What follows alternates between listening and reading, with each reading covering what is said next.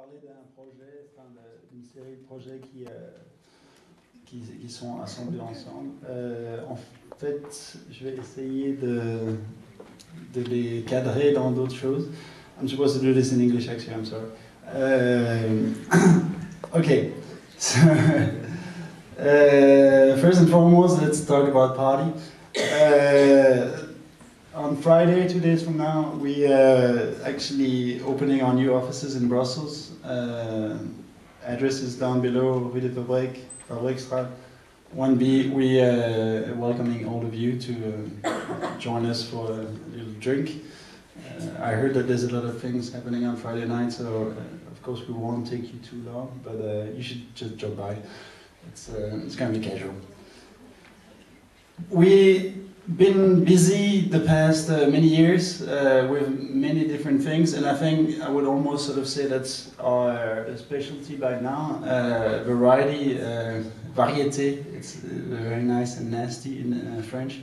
But this idea of diversity is quite interesting, especially as actually, can I get the light off there so people look there, not at me? Is that possible? Please. This idea of diversity is entangled in every kind of atoms of the office, also in terms of like everybody that is contributing to our work, to everything we do. These are our locations in Copenhagen in this case. I'm not claiming I'm hiring. Cecil Baldman is working with us on some projects. This is our new spot in Brussels. You should look a lot better on Friday, I promise. You know, things get tough once in a while. So out of a sort of 50 people bunch, roughly from our 3 offices, Oslo, Copenhagen, Brussels, we're around 20 different nationalities, which I think is kind of interesting to outline because I think it's not usual. And also, you know, it's almost 1 out of 2, so it's pretty good ratio. Also, this kind of I call this a flag, like in itself one flag, because it changes all the time. Another aspect of the variety that we claiming or like to endorse is the variety of places. You know, we live in a big world and there's many things to visit and to see. These are different projects that we're doing, or have done, have lost, have won, depending. This is a project in Norway, in Trondheim. This is a project that we have proposed actually in many different places because we had a settled contract with an investor, and we're still moving the project around as the investor is actually looking for a location for it. So it's quite interesting to sort of have the same concept, and as it happens to be an island, it can actually, you know, move around. Right now it's going this way, and we'll see what the crisis that we all know about is kind of taking it. This is a project in Copenhagen. Another project that's interesting because it was designed almost regardless of its specific location. It's in Montreal and it's around that spot. We don't exactly know where, but it's actually the same project. It's got to do with, you know, introducing a new idea, which is the idea of a vertical park in a setting. So we had to kind of find a way to do it in the best of ways, and in a way, the urbanistic concerns were the way they were, and we didn't have to take that into consideration into the actual design of it. Of course, in the end, is the most valuable spot that ended up being the chosen one. Project in China, Guiyang, in a spot in the middle of China. Rome, lost project, too bad, nice. A project that we won this year in Denmark, in Aarhus, which is endangered by today's crisis. So it's one of those situations that I guess if there's a lot of architects here that know the deal, is that we have to kind of find new ways to somehow get things going. And this is a project that's fully accepted, fully agreed upon at the municipality, but is sort of lacking funding strictly because of the kind of bank difficult moment. It's too bad. Don't have to talk too much about that one, but we worked for a year. We've been in Brussels, and this was related to the fact that I'm Belgian, but also maybe related to the fact that Belgium is in crisis, or the fact that there's a potential where, you know, things are about to move. We would like to claim that Belgium is worth it, so we did a couple of attempts at stating that. More recently, we worked for Tour and Taxi here in Brussels to propose a building for the BIM, the environmental authorities. Unfortunately, I think we're too expensive or something. I don't know. It's not moving the way we want. We also very recently submitted a project for I would say, the future of both things that matter in Brussels, Europe and Brussels itself, for the Rue de la Loi project, which is an ongoing thing. There's no result. It's kind of feels like a battle, a behind the doors battle anyway, for the consideration of this entire neighborhood here. Just, you know, just around here. We like to diverse in many things, programs, of course. As architects, we're very excited by doing new programs, or like working with new programs. This is a psychiatric hospital in Denmark, which was completed in 2005. Very unusual project because, as many would know, like a psychiatric hospital is very specific. So, and you know, I don't think I'm a psycho, so it was a very interesting work to do, because we had to understand a lot of things that we maybe don't have a relationship with on a daily basis. A completely different project, a hotel in Vegas. I almost put them kind of side by side for the contrast. A small housing complex in Aarhus, a library, housing, this is what you saw before in Montreal, market in Barcelona, sort of resort island, oops, what happened? What went wrong? Okay, let me just find my way. But this was a resort in a resort island in Riga.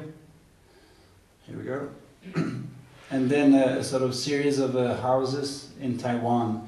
We're not used to do housing like sort of private house projects, so this was one of the first ones we did. And of course, what we tried to do is be invisible, because somehow the landscape was just so beautiful. But that's a project I could talk more about in another conference. Another project that we are working with right now is in Mongolia, a project for a huge house in the Genghis Khan hood. It's ongoing, and it's including another 100 architects, which is a very interesting context, because we actually been picked out of you know, like the kind of planet to do a house each, and it's pretty ridiculous because basically we facing each other. I mean, everybody is just next to another sort of either friend or known architect or respected architect that he might have in his pocket. So it's kind of a weird setup actually. We tried to do a house that was kind of retracting a private space into its center.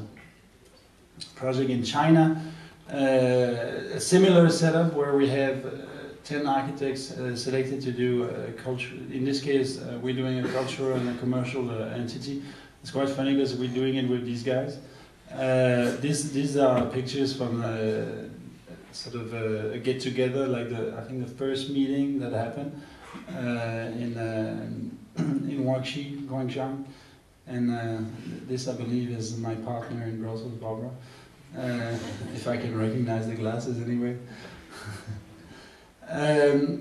A lot of the work we do has to do with public interest, not at all like sort of this kind of private developers' interest.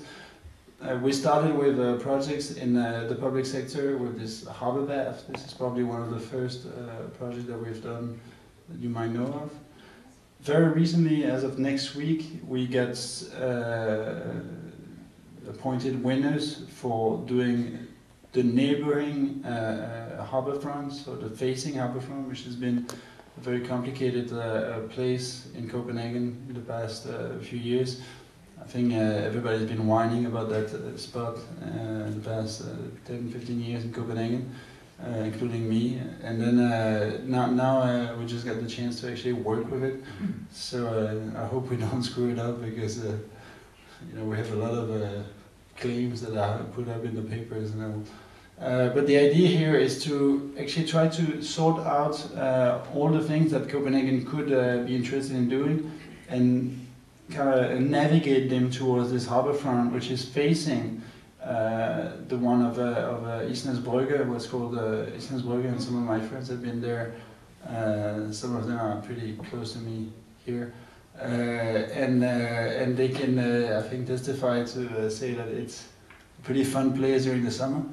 I think they played basketball down here, probably smoke a joint down here. You know, it's kind of. And the point is that Islands Brygge, which is over busy during the whole year, during the whole summer time, is incapable of actually handling that pressure.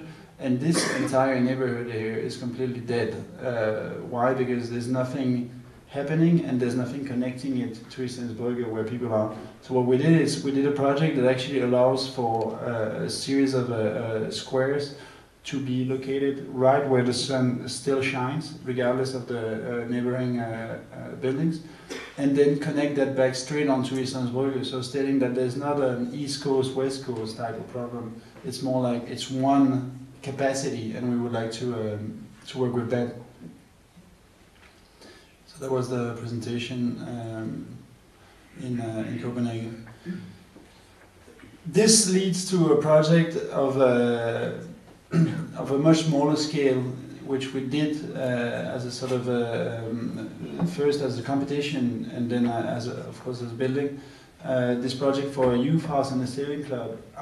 Most of you know the project, but I'm just gonna show it quickly because I think it outlines a few aspects of our work that actually matters still today. One of them is programmatic. The fact that our client was two clients actually. We had, you know, this this left client here, which represents the youth house, people who want to use the space to play, and then the client, which is the sailing club, who wanted the entire lot for boats to be stored. So the idea was, and on top of that, we had this kind of polluted ground, so which cost a lot of money to clean up. So our idea was to, instead of dealing with one or the other, to try to find an equation or like a method to deal with both of them at the same time. The first thing we did was to study the polluted ground and to understand that actually the polluted ground was heavy metals, so there was no gaze or anything coming up. So as long as we didn't leak the ground, it was fine.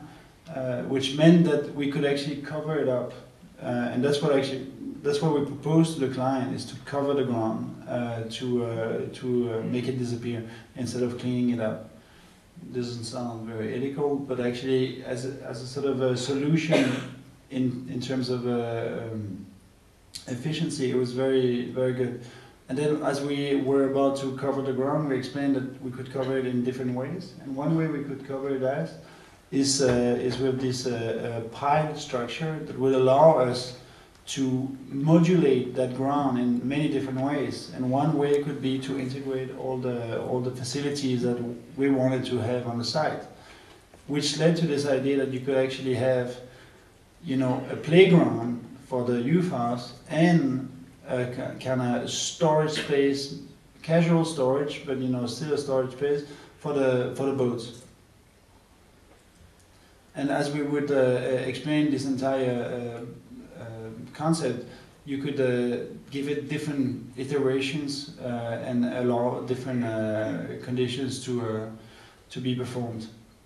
In the end, we ended up with this plan, which is in some way very simple, a kind of gridded plan that allowed for everything to happen. And of course, in the section, you could understand what is the main idea of the project, which is that things are covered, things are supported, but altogether you have two entities playing together. The one is, you know, the kids playing above, and the other one is the boats. So these are the kids, of course. The other one are the boats stored under.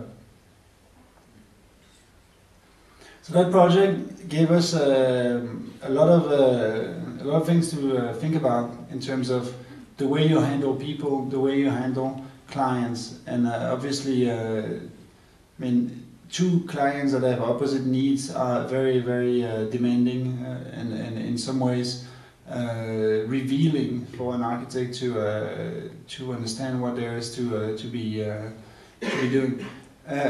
Which leads to a project that we're currently working on, and it's sort of this jump, this sort of historical jump, is not to be misunderstood, because it's a similar kind of situation that we had to face here. Here we're working in Italy, in Rimini, and the reason why you see happy Dutch people is because the day I had to go and present this project to Rimini's municipality was the day after the Dutch won against Italy, which was pretty tough for for me to come around, especially with my name sounding rather Dutch.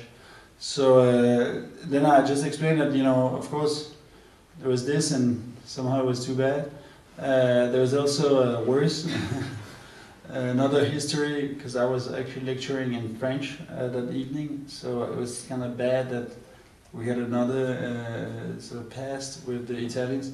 But the point was that I was trying to reveal what the stakes were for this project, which was to deal with Rimini itself. And in the same way as we dealt with the kind of youth house and the sailing club in Copenhagen, I had to handle the fact that it was a public project with public interest and private investment. So this is the project here. It's the waterfront of Rimini. It's a very, let's say, important project for the city. You know, Fellini was hanging out in the central location here quite a lot in these days. The entire waterfront is very important, of course, in Rimini. Like maybe like a lot of older people would have possibly gone there to hang out.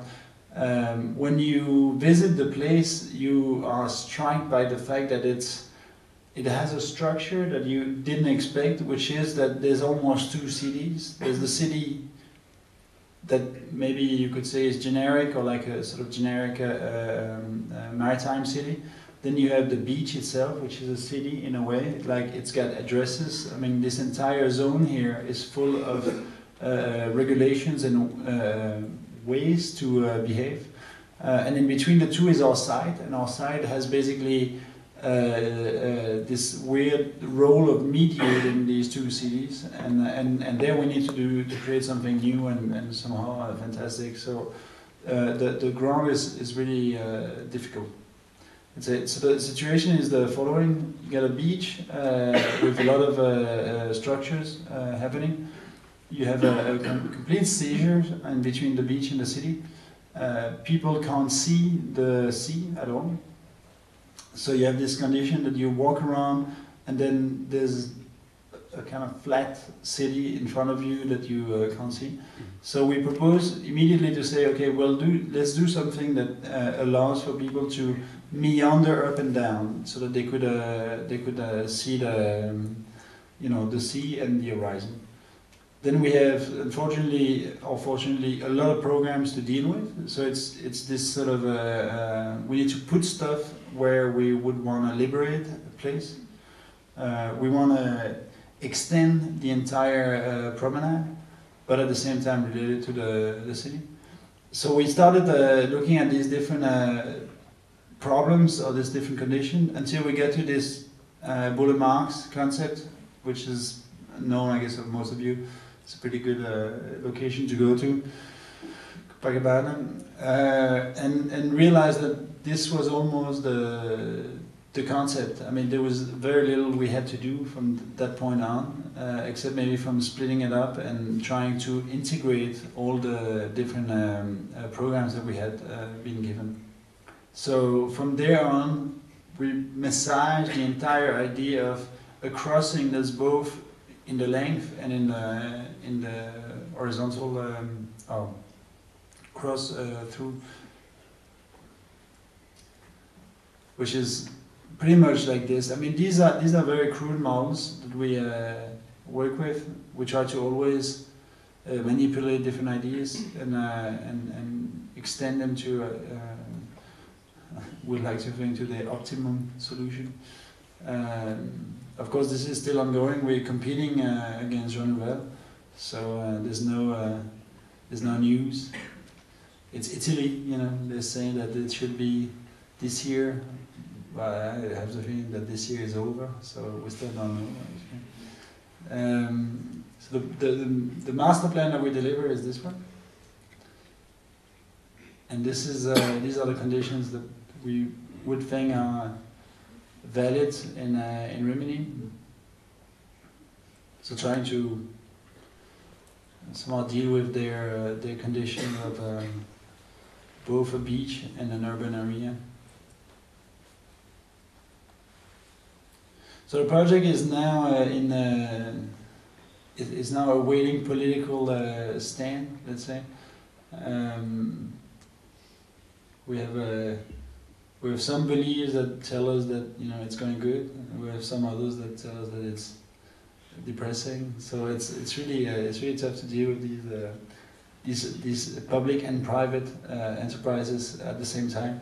I think what we try to do here is to do a project that would actually face the interest of both our client, saying the client paying the bills, and at the same time the one which is maybe the longer term client, which is the city.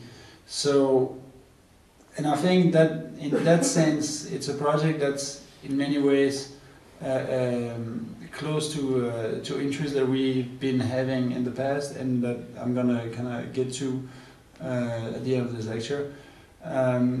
In a similar way, or maybe to extend the kind of public realm of the presentation, this is a project that we currently striving for. It's pretty much decided because we have to be done in 2011. Most of you might know about it, is this ski jump in Oslo. What was interesting about the ski jump of Oslo was that immediately when we won the competition, there was this sort of applause and everything, and things looked really good. And then the next day, you started hearing that somehow people were wondering, why did we win, and sort of should we continue? And one of the critiques was actually a critique of nationality. Like, I'm Belgian and I'm having an office in Denmark, and somehow these two flat countries don't relate to ski jumping whatsoever. Which is fair enough. I mean, it's true. I know shit about ski jumping. But what's interesting though is that this project here was of course realized by Zara, and as we all know, she's not Norwegian, and she doesn't have an office in Austria where she did the ski jump. So the question was sort of, did she, I mean, what is it that she did? You know, like, did she learn, or did, I mean, is there something beyond? And the point was that, of course, such a project has to do with identity and branding, and somehow, you know, this kind of fascination for image that we currently maybe see fading in the world of architecture, thanks or because of the crisis.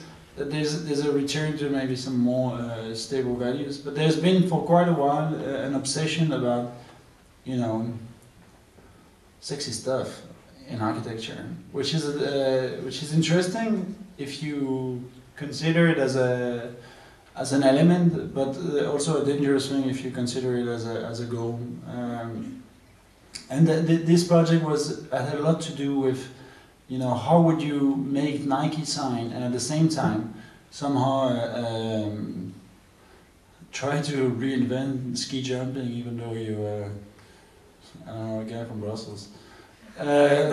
So we looked at you know, the entire spectrum of ski jumping and how things evolved and how they still evolve, because it's quite interesting to know that today there's, you know, there's a series of potential. It's not like there's only one way to do things. So the point of making an icon for the city was clear. We had to do that, especially in the mecca of ski jumping in the world, Oslo.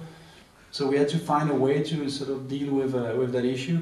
At the same time, we had to find a way to be to think that we would integrate all the demands and somehow give a result that's not just like an addition, but an actual concept that would be more than this addition. And what we ended up with was this this very stubborn kind of step-by-step attitude to take on every demands that we had. Like the ideal slope was clear. The wind protection values were clear. We extended those. So when we put these things together, they almost matched in a kind of magical way. We put all the facilities that were supposed to support the ski jump into one zone that could, well, in this case, support it structurally. And then, you know, in between all these elements, we found a way to kind of stick an elevator that would actually go across.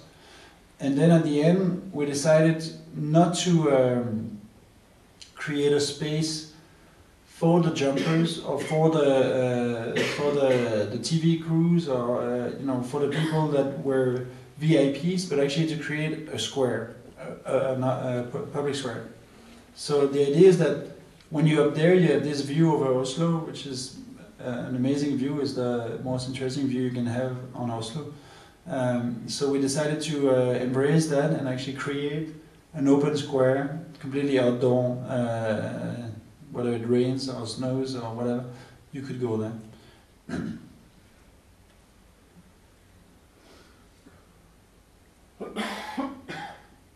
So right now we're facing, we're just, you know, in the process of doing the project. This is the project as it is today, as we kind of gone from this competition scheme to today's scheme. So I think it's still somewhat respecting the goals.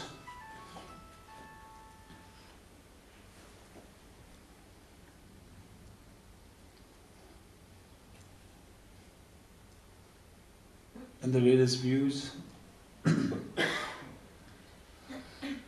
Like the main sort of battle that we're currently having is to do with things that you almost don't see on this image, but things that matter a lot. Like for instance, the fact that below the ski jump we have settled for a big square, a big open square, where you come in and sort of experience, you know, the arrival to the ski jump, and that's being a question right now.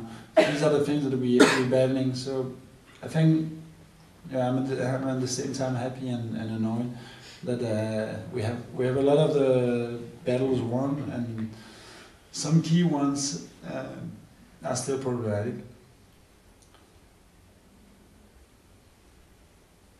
as the queen. And when I was showing this project, and especially this image, to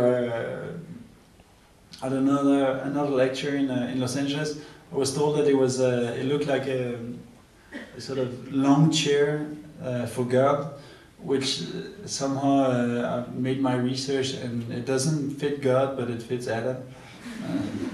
It was a moment of trying to get happy, you know.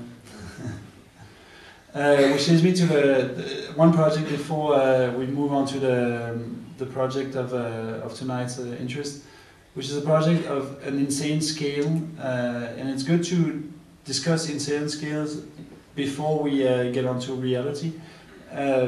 We were asked to do this 1,000 and over meter long tower, and it had to be feng shui, which is of course something that we not really used to deal with. What was interesting about it is that it was meant to be in a location that's just next to Hong Kong. And Hong Kong, I mean, of all places, overly densified but very successful city, is quite interesting. We realized that in Shenzhen, and this really was so-called the kind of production or the factory of the world at the time, the entire idea of nature had died out to the profit of urbanity. So what we realized is that from this picture to this picture, there was only about 20 to 25 years of difference. So the point was that basically the kind of urban sector was eating up, not really densifying because density is too expensive. So it was more like this sort of sprawl of industrialization. So from this sort of location, we and this is Hong Kong, which is a very interesting picture because it's unifying over density and topography of urbanity and natural topography. While Shenzhen is looking like this, which basically leaves that much of nature, and the rest is just pretty dull gray spaces. So could we do a new Hong Kong in that spot? And so that's sort of that was the goal that we tried to reach in a concept. If you look at the urbanity of like dense, very high buildings, what you have is that you basically have, on an average, a repetition of floors. Like it's all the same kind of idea of living or working. If you want to smoke or anything like that, you need to take an elevator and go down 500 meters or something. So anything that's related to a bunch of things that we like to do on a sort of hourly base is not possible. So one thing that we wanted to do is to actually make a building that's not a repetition of floors, but more like a repetition of neighborhoods. So that's where we started with this idea. So going from the so-called Mies van der Rohe atom idea of the park to a huge tower and urban complex. So this is the complex in section, and the way it could fit in its neighborhood. So as we were proposing the project to our clients, we also get contacted by the Shenzhen Biennale. It was one of the first Biennale to propose this project as part of the exhibition, and this is the model that we submitted to them. At the time, we were quite excited because the entire project was sort of fully going. Of course, now it's fully dying because of the condition that we are all going through. But what was funny is that when we submitted the project to the Biennale and we're about to open the Biennale, so this is the thing that we actually brought over there. We 2 hours before we got into the opening, the model was stolen. Like this model disappeared, which was a bit of a shock. We've never found it since. But so it was kind of a funny situation to to expect the project to sort of grow in the different places of the city. What happened is that basically we get the project redone, or like recut in China, but the model never reappeared again. Which leads to tonight's project, and the idea of evolution and how things actually get to get from one little thing to something a lot more consistent. This is a project that we were approached to do for a tiny site in the south of Copenhagen, just outside Copenhagen. Not a tiny site, but for a tiny job in the site. Is the VM houses. And the setup over there was that you basically, on one side you had a kind of sea of single family houses and low rise. And then on the other side you had these kind of few big monsters, like a few big, like in this case a supermarket or a shopping mall, or nothing. So we had to deal with the fact that there was like a huge jump of scale. At the same time, we were coming, like most people come there in the subway. We have this new elevated subway in Copenhagen. It's quite interesting because it's not really fully integrated in daily life because you are elevated. So it's not something that you use in the same way as we use, the subway in Brussels. But it's a lot more efficient. So people do use it anyway. This is the spot. Looking back at the city. The funny thing is that, you probably don't want to live there because it's somehow like distant to the city center. I mean, this tower here is the edge of the city center. But in reality, you're 7 minutes away from the main square, from the Place Royale. So it's pretty spooky. Like, it's quite unusual. The place itself is so looking like that these days on one side, and like this on the other side. So the whole question was how to deal with this square. Like the first job we were given was, please make 25,000 square meters on this given lot, which is almost like a perfect square. Of course, it's very uninteresting to just do or to fill that square. Although very easy, but the point was that we had this neighborhood that we were given, which is this zone here of low-rise neighborhood. The upper one being the high-rise kind of supermarket or like visible neighborhood, and then in between the two, a sort of zone of unknown built substance. Like there was nothing there at that moment. We had one little building, this one built, and then this one was only planned, so there was no reality to it. So our first reaction was to do something that would actually modulate the block so that we would step away from our neighbors, because we had no knowledge of what they would be in the future, apart from the one that existed and it looked really nasty. So we first looked away as a sort of attitude to kind of generate our own vis-a-vis. And then as a reaction, we decided that our entire block would actually look away from its neighbor, including us. So we made this kind of simple VM shape building, which when you squeezed it in to the urban requirements, actually ended up almost automatically into this blue form model, which is answering the demand of low rise on this side and high rise on this one.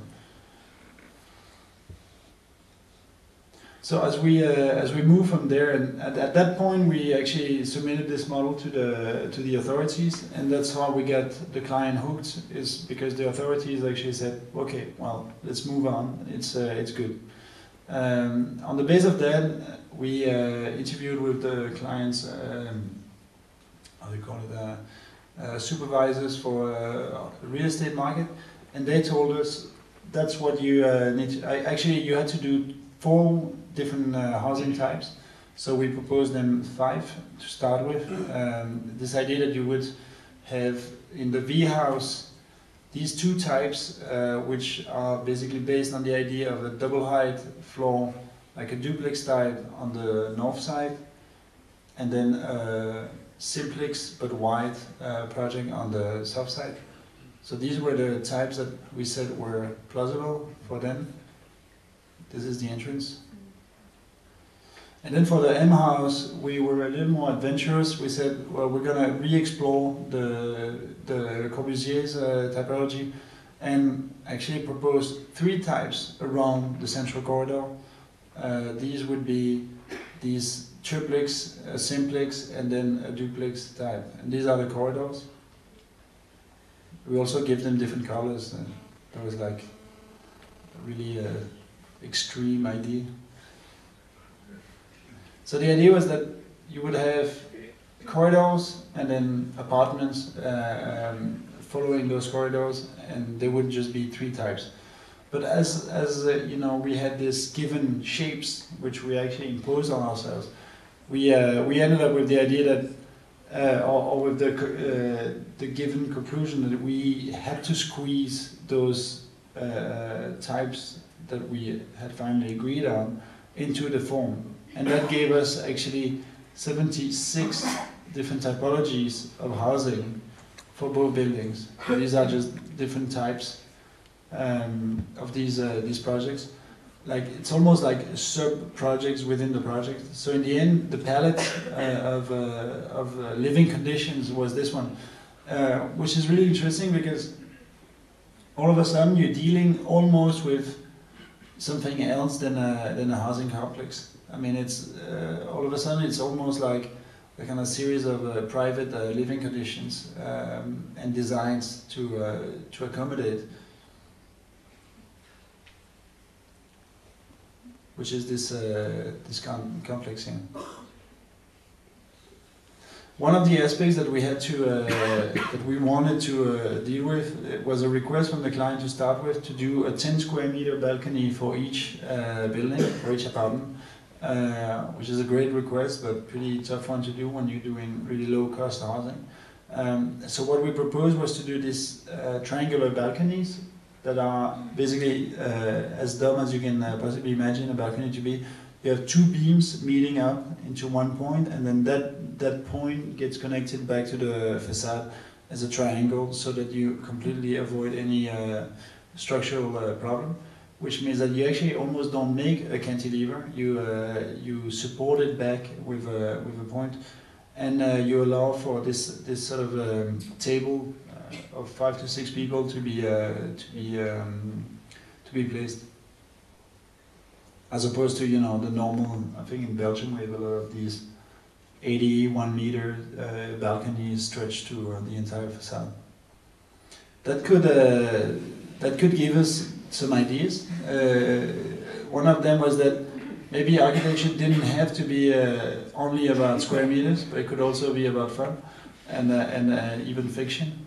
So that you had this condition of actually standing out 5 meters away from the facade into mid-air, which I think is something that we as architects need to endorse a little more. It's the moment of absurd. I mean, why don't we do more absurd things? Like, we're all working in these sort of super stubborn, sometimes aesthetically driven kind of projects, instead of actually finding the obvious.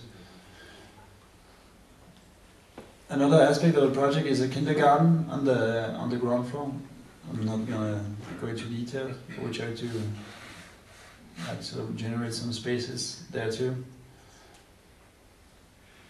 And then on the design of the apartments, basically the idea was that there would be no design, and of course the immediate response to that is that they would be over-designed. So that it started with this idea that you just do apartments that are open. Everything is one big loft, and you sell that as a way to counterbalance the problem of apartments that are tailor-made for people, so that we would actually allow for diversity, but we wouldn't give it. You had to buy for it. So these are different apartment conditions that we or other people design. This is a Danish design school that went in and sort of put this horse in. These are portraits of people living there today.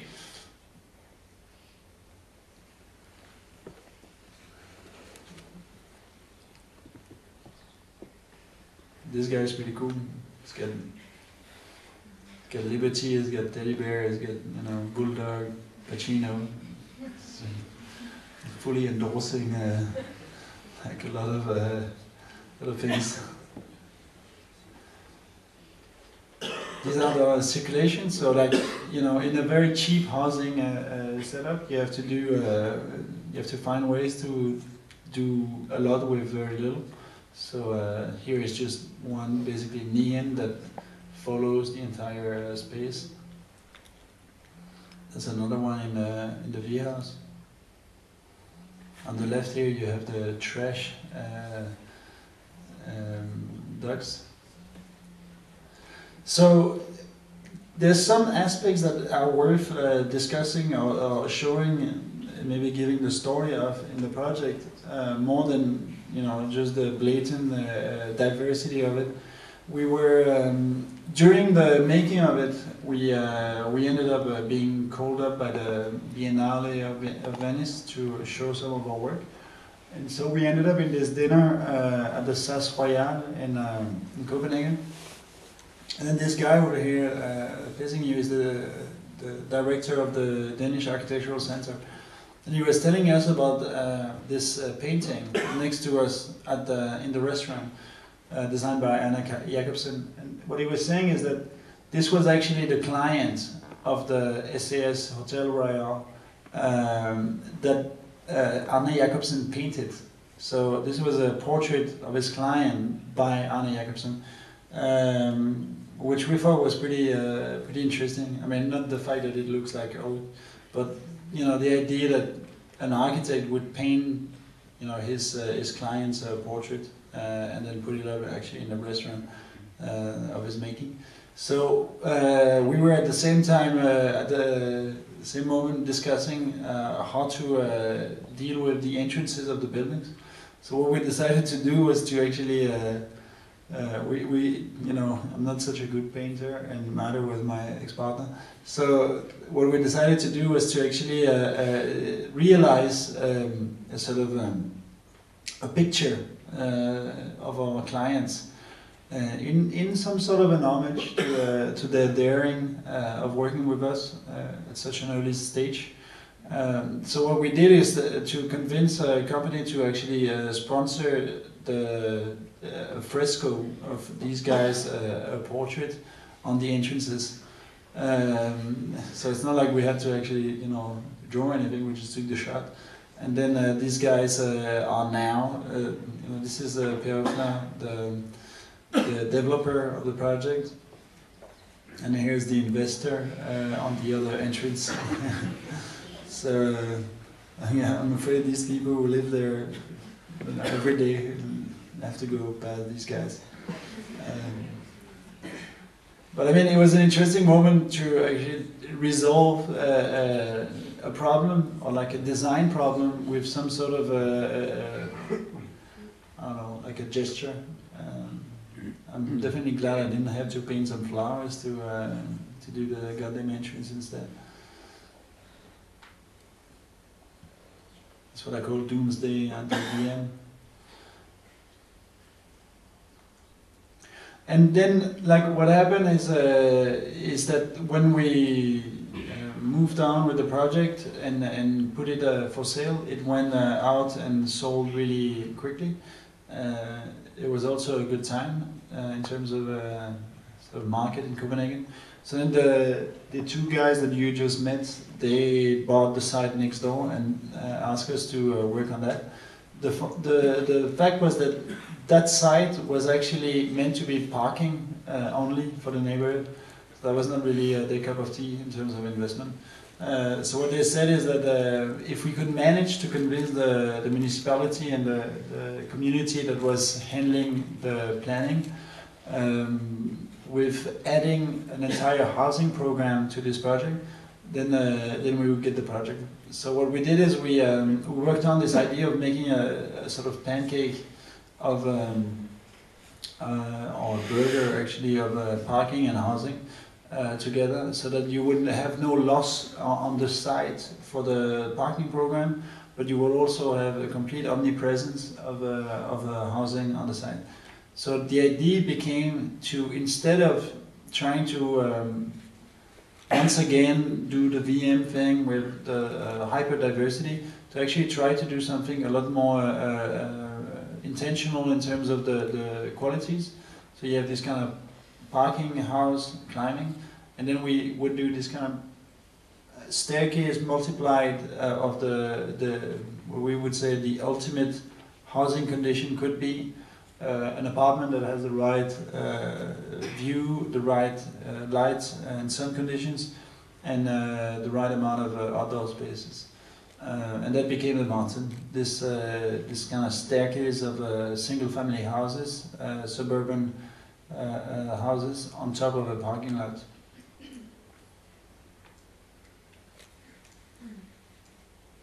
So the idea was that, you know, if you had this 100 square meter apartment, you could actually invite, you know, 30 people hanging out outside and do a barbecue, and which is of course something that none of us get the chance to do. At least I don't. In my, you know, like downtown apartment in Copenhagen. So the project was just a stack of these barbecue conditions. You could say that it's almost summarized by this section where you have a programmatic split and then this kind of in-between neutral zone of connective tissue, which is the sort of diagonal horizon. That's the project as we delivered it recently. It's pretty interesting to see in this picture that you have this flag here, this Danish flag. Danes are nationally interested, and when we did the earlier model back 4 years ago, we actually had predicted this moment. So we had a few flags in the model, and you know it's been proven to be true. If you look in the middle, that's the project today. And then there was this. I mean, people started saying that, you know, we were making a mountain. I mean, that was before we actually named the project the mountain. We were just working with it. This is the parking spot, the entrance. And so it became clear to us that the fact that there was actually a stack of stuff would be an interesting condition to develop, because in Denmark we live in a flat country, so there is no mountain. There's actually nothing more than you know, a repetition of sort of flat land and flat condition. So it was all of a sudden quite revealing that we could play with the idea of creating, you know, a vertical neighborhood, even though it was a suburban neighborhood to start with. So then we decided to do this mountain scheme on the facade, because we had to actually block the wind in some kind of way for the parking.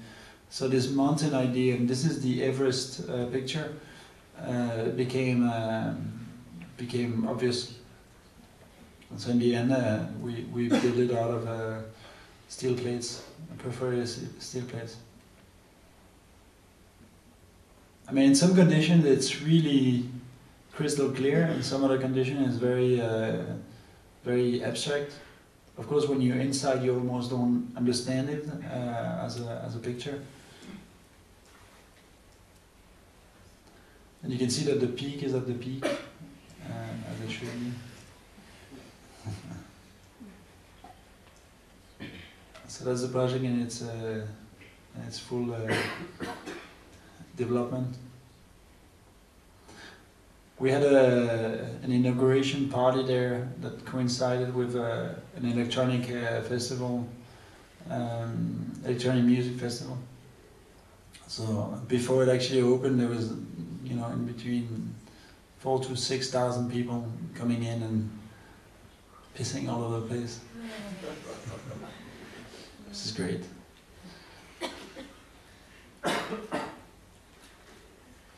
Maybe there will be more. Thanks.